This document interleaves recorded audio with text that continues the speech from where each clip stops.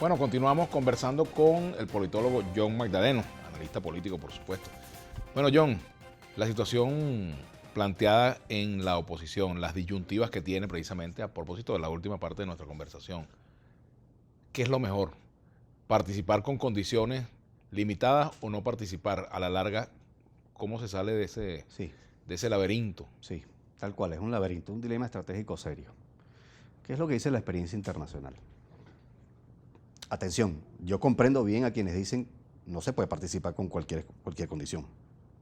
Es decir, entiendo bien que en la medida en que tú participes con condiciones cada vez más desventajosas, corres riesgo. Por ejemplo, desde el anuncio oficial que hace el CNE convocando elecciones de gobernadores hasta el día en que se celebran, el 15 de octubre, median 34 días. Sí, claramente, vamos, el CNE no te está dejando la oportunidad ni de prepararte bien ni de desarrollar una campaña en la que tú intentes colocar tu mensaje. El tiempo que media entre la convocatoria oficial a las elecciones municipales del 10 de diciembre pasado hasta el día en que se celebran es 38 días. Es decir, claramente el gobierno, digamos, utiliza lo que en la jerga militar se llama el ataque sorpresa, pues, ¿no? Es decir, posterga desde el año 2016 la elección de gobernadores y la plantea en un momento en el que ve, seguramente mide, con encuestas de opinión pública, en el que ve que tiene alguna opción real de mejorar su competitividad. Pero el dilema sigue planteado. Si tú no participas, el modelo no solo que se legitima, sino solo que esas autoridades se legitiman sociopolíticamente hablando, sino que el modelo avanza, y avanza en la dirección de su radicalización. Entonces, bueno, aquí es donde yo digo, bueno, yo puedo comprender los razonamientos, puedo comprender esos argumentos, humanamente puedo entender que, bueno, no se puede asistir bajo cualquier circunstancia, pero ¿qué es lo que dice la experiencia internacional? Por ejemplo, ¿las condiciones del referéndum del año 88 en Chile eran satisfactorias para la oposición? No. Y sin embargo decide participar. Las condiciones de esa elección que se celebra en Brasil en el año 85, que no eran elecciones universales, directas y secretas. Eso ocurren luego en el año 89, las que resulta ganador Color de Melo. Así es. Pero el año 85, en donde, por cierto, la Tancredo fórmula, Neves, ¿no? en donde la fórmula se confirmó. Fíjate todo este detalle entre Neves y José Sarney. José Sarney que viene del régimen autoritario. Así es. ¿Sí? Es decir, ¿quién queda luego de presidente ante la muerte de Sarney? Claro, ¿por qué se elige esa fórmula? ¿Cómo se llega a esa negociación? Es un entendimiento, una negociación política. Claro, pero ¿por qué se llega a ese entendimiento? Porque se comprende del lado de la oposición que otra figura no va a ser aceptada por el régimen militar y, peor aún, no va a ser aceptada por la Fuerza Armada, que es la que en estricto sentido gobierna en Brasil hasta esa fecha. Así que no hay garantías suficientemente satisfactorias y de paso no le dejan postular a los candidatos que en condiciones naturales podían representar mejor a la oposición. Y sin embargo, Tancredo Neves se postula en fórmula con José Sarney. Gana Tancredo Neves la elección. Tancredo Neves se enferma. Le da peritonitis. Y se muere. Así es. Y se muere, y sí que queda al mando, se juramenta José Sarney, el que viene del régimen autoritario. Y mucha gente dijo, bueno, pero esto es un retroceso. Y al contrario, ocurrió que Sarney más bien, el hecho de que él viniera del régimen militar, facilitó la transición a la democracia. Así que las elecciones universales se celebran en el 89. Esa es una de las transiciones más largas en América Latina, duró 15 años. Desde que Ernesto Geisel toma el poder, el general Geisel toma el poder, 74, hasta que se celebran las elecciones, median 15 años. Es una de las más largas. Pero hay transiciones muy cortas como las de Perú, Fujimori.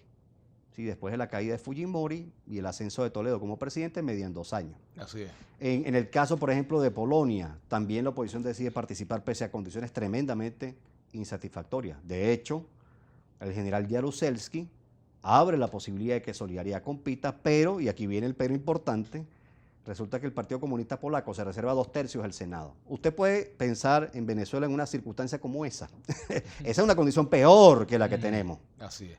En la constituyente pasó algo parecido, pero no tan drástico ni tan marcado el ventajismo, ¿no? La elección parece más o menos clara. Es decir, se participa allí donde tú ves la posibilidad de manifestar por intermedio de votos una mayoría. Entonces, claro, aquí entramos en el problema de fondo. Es el cálculo político lo que media esa decisión. Es decir, si tú estimas que puedes superar las irregularidades, el ventajismo oficial, las trampas institucionales, porque tienes una mayoría robusta, tú estás forzado a intentarlo. Es más, si puedes pelear por mejores condiciones electorales, tanto mejor. pero eso depende desde del régimen autoritario. Entonces, ¿qué haces tú? Si tú te pones a pelear ahorita, por ejemplo, por la renovación de los rectores del CNE y pones eso como precondición para participar en una presidencial y no te lo dan, ¿qué haces? Repetir ¿Vas o el no esquema 2005 y de ahora. ¿Vas o no vas? Si el presidente Maduro realmente tiene la primera probabilidad de triunfo de cara a la próxima elección, a la elección presidencial del año que viene, ¿realmente la tiene? Sí, porque yo he visto cifras en las que su nivel de aprobación oscila entre 25 y 30%.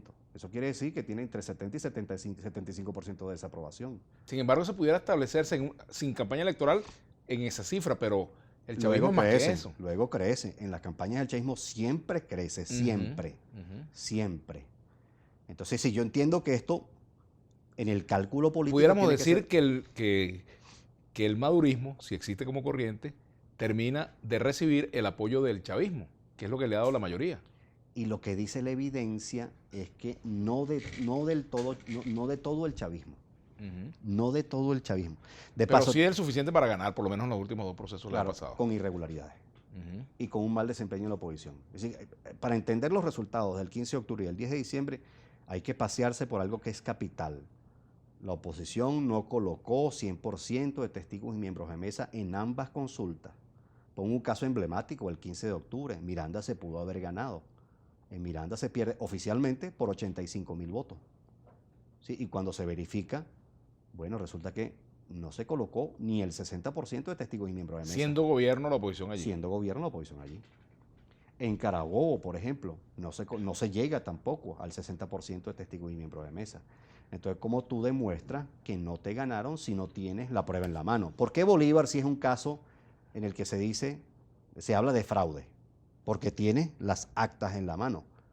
Pero si no tienes las actas en la mano, ¿cómo lo demuestras? Y sin embargo no ha habido respuesta todavía, digamos, una respuesta fáctica. Y no ha habido respuesta oficial. Es decir, el punto de fondo no es ir cándidamente a las elecciones. Tú vas sometiéndote a un riesgo. El punto de fondo es pensar si la elección sirve o no para precipitar una crisis mayor, una crisis política mayor que debilite las bases del régimen autoritario. Porque mucha gente le apostó a la protesta, a las protestas de este año como el disparador final del inicio de la transición. Y no es verdad. Las protestas contribuyen, sobre todo si son no violentas, contribuyen a socavar las bases de respaldo del régimen porque típicamente un autoritarismo ¿cómo responde frente a la protesta? Con unas crecientes dosis de represión. Pero ese no es el hito crítico final. Son las elecciones en muchos de los casos los disparadores de la transición. Y pongo estos datos, porque por ahí se ha ido colando como parte de la mitología criolla, ¿no? La tesis de que dictadura no sale con voto. Eso es enteramente falso, esa es la verdad. Entre otras cosas porque la instalación de una elección universal, directa y secreta es parte del inicio del proceso de democratización. Es decir, es el fin de la transición. La instalación de ese tipo de elecciones es el fin de la transición hacia la democracia. Pero además, porque se conoce de varios casos en donde la elección se celebra en el medio de la transición y precipita otro conjunto de procesos que aceleran la transición. O incluso hay casos en donde la elección es el hito crítico que da lugar al inicio de la transición, o que es lo que ocurre en el referéndum del 88 en Chile, o qué es lo que ocurre en estas elecciones que se producen en el año 85 en Brasil, o qué es lo que se produce en las elecciones en Nicaragua en el año 90, en donde Violeta Chamorro compite contra Daniel Ortega. Es decir, en buena parte de los casos América Latina la elección no es solo el final del proceso de transición, a veces lo precipita, a veces se produce en la mitad del proceso de transición. Vamos a hacer una pausa, al regreso continuaremos conversando con John Magdaleno. Y me gustaría hablar un poco sobre las consecuencias que ha tenido para la oposición estas decisiones en materia electoral y cómo se pueden proyectar para el año que viene. Ya venimos.